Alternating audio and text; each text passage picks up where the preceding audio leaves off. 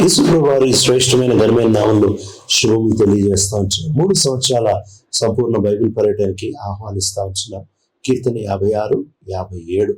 ఈ కీర్తనలో దావీదు చాలా బాధలు గుండా ప్రయాణం చేస్తూ, చాలా వేదన, చాలా ఒత్తిడి గుండా ప్రయాణం చేస్తూ ఆయన కీర్తనలు రాస్తా ఉంటుంది. ఈ 2 కీర్తనలు కూడా చాలా దగ్గరగా అతుక్కొని ఉంటాయి.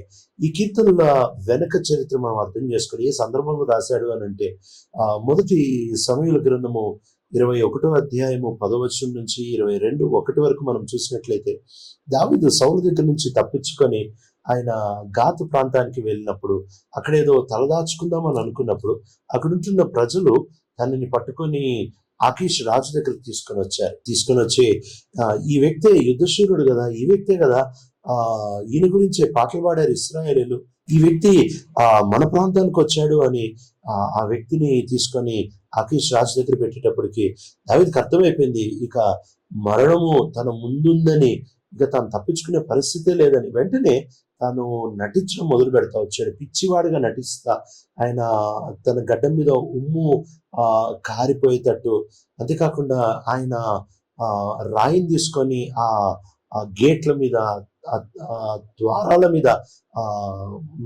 చిహ్నాలు చేస్తా ఉంటున్నప్పుడు ఆకీష్ చూసి, నా రాజ్యంలో పిచ్చోళ్ళు తక్కువ ఉన్నారా, ఈయన తీసుకొని వచ్చారు, నా ఇంట్లోకి తీసుకొని రావడం ఇట్లాంటి వాడిని అవసరమా అని చెప్పి ఆయన బయట ఇప్పించేస్తా వచ్చాడు. వెటికి అవకాశాన్ని నిదానంగా చూసుకొని దావీదు అక్కడి నుంచి పారిపోయి బయటపడతా వచ్చాడు.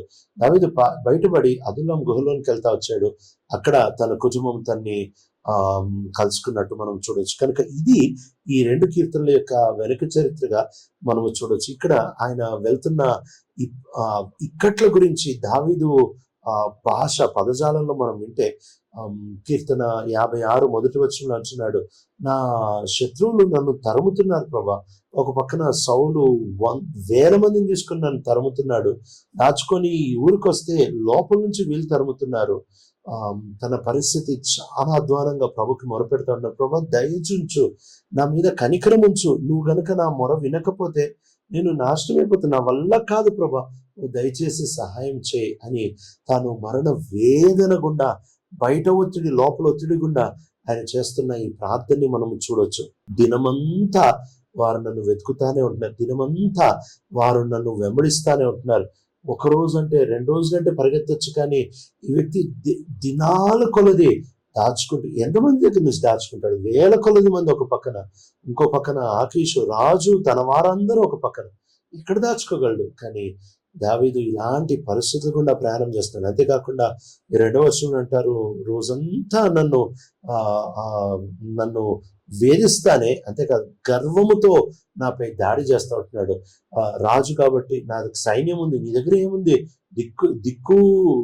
దిక్కే లేదు కదా నీకు అన్నట్టు తన గర్వంతో తన సైన్యాన్ని తీసుకొని నన్ను వెంబడిస్తూ ఉంటున్నాడు. అంతేకాకుండా 5వ వచనంలో నా మాటల్ని వాళ్ళు ఇష్టం వచ్చినట్టు, నా మాటల్ని మారుస్తూ ఉంటున్నారు, నా మాటల్ని ఇష్టం వచ్చినట్టు వాళ్ళు తిప్పేస్తూ ఉంటున్నారు.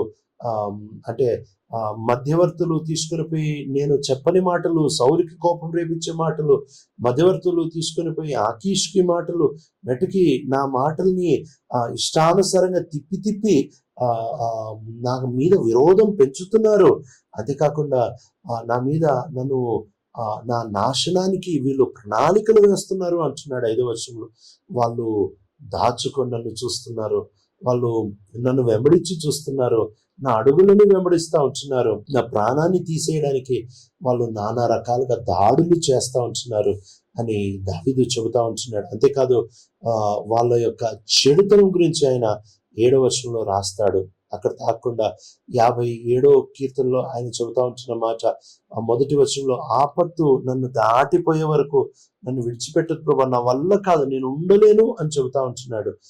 3వ వచనంలో, వాళ్ళు చాలా కోపముతో, చాలా ఉద్రేకంతో నన్ను వెంబడిస్తూ ఉంటున్నారు. 4వ వచనంలో, ఇదిగో ప్రభా, నేను క్రూర మృగాల మధ్యలో, నేను సింహాల మధ్యలో ఉన్నాను, వాళ్ళ పళ్ళు భయంకరమైన బాణాలు లాగా లేక భయంకరమైన ఈటల్లాగా ఉన్నాయి, వాళ్ళ నాలుకలు వాళ్ళు మాట్లాడే మాటలతోనే కృంగిపోతున్నాను. నిజంగా దావీదు ఎంత ఒత్తిడి గుండా ప్రయాణం చేస్తున్నాడు. ఒక పక్కన భౌతికమైన ఒత్తిడి, ఒక పక్కన మానసికమైన ఒత్తిడి, దిక్కులేని పరిస్థితి. అటు బయట ఒత్తిడి, ఆకీష్ దగ్గరకు వస్తే ఆకీష్ దగ్గర ఒత్తిడే, తలదాచుకోవడానికి స్థలం లేదు. ఆ ఇలాంటి భయంకరమైన పరిస్థితి. 6వ వచనంలో వాళ్ళు తనని పట్టుకొని పోవడానికి తను వంచేశారంట. ఆయన నిరాశలో బలవంత పెడతా ఉంటున్నారు. ఆయన ఇక పట్టబడ్డాను అనుకున్నట్టు తన కాళ్ళు చిక్కుకొని పోయినంత పరిస్థితి. అంతేకాకుండా వాళ్ళు ఈయన మార్గంలో గుంటలతో పెడతా వచ్చారు. ఇలాంటి భయంకరమైన పరిస్థితి గుండా దావీదు ప్రయాణము చేస్తూ ఉంటున్నాడు. ప్రయాణం చేస్తున్నప్పటికీ ఆయన మాత్రం ప్రభు మీద తన నిరీక్షణ ఏమాత్రం కదల్చబడకుండా తన నిరీక్షణ అలానే ఉంటా వచ్చింది. ఇలాంటి పరిస్థితుల్లో కూడా ఆయన నిరీక్షణ ఎంత చక్కగా ఉంటా వచ్చింది. కీర్తన 56లో ఆయన ప్రభా కనికరం చూపించని మొదటి వచనంలో అంటాడు. 3వ వచనంలో ప్రభా నేను భయపడినప్పుడు నిన్ను నమ్ముతున్నా. ఎంత దీన ప్రార్థన కదా. నాకు భయం వేసినప్పుడు నేను నిన్ను నమ్ముతున్నాను ప్రభా. లోపల భయం, బయట భయం, అన్ని భయాలు, ప్రాణ భయము, నేను నిన్ను నమ్ముతున్నాను. ఆ 4వ వచనంలో ప్రభా నేను నీ మీద విశ్వాసం ఉంచాను, నేను భయపడను, నరులు నాకు ఏమి కీడు చేయగలరు అంటే అసలు పొత్తిగా భయం లేకుండా మాట్లాడుతున్నాడా అని అంటే ఒక పక్కన భయము, కానీ ఇంకో పక్కన ఆ భయాన్ని దాటే విశ్వాసముతో ఆయన మాట్లాడుతూ ఉంటున్నాడు. 5వ వచనంలో ఆయన అంటున్నాడు, వాళ్ళు ఎన్ని కీళ్లు నాకు చేయడానికి ప్రయత్నం చేసినా ప్రభా నీవు మాత్రం నా పక్షంగా ఉంటే నాకు చాలు. 8వ వచనంలో అంటున్నాడు, ప్రభా నా కన్నీరు నీ బుడ్డిలో దాచిపెట్టావు కదా, నీ నీ నీ చుట్టూలో నా గురించి రాసుకున్నావు కదా, ఆ పరిస్థితి నీకు తెలుసు కదా అని అంటున్నాడు.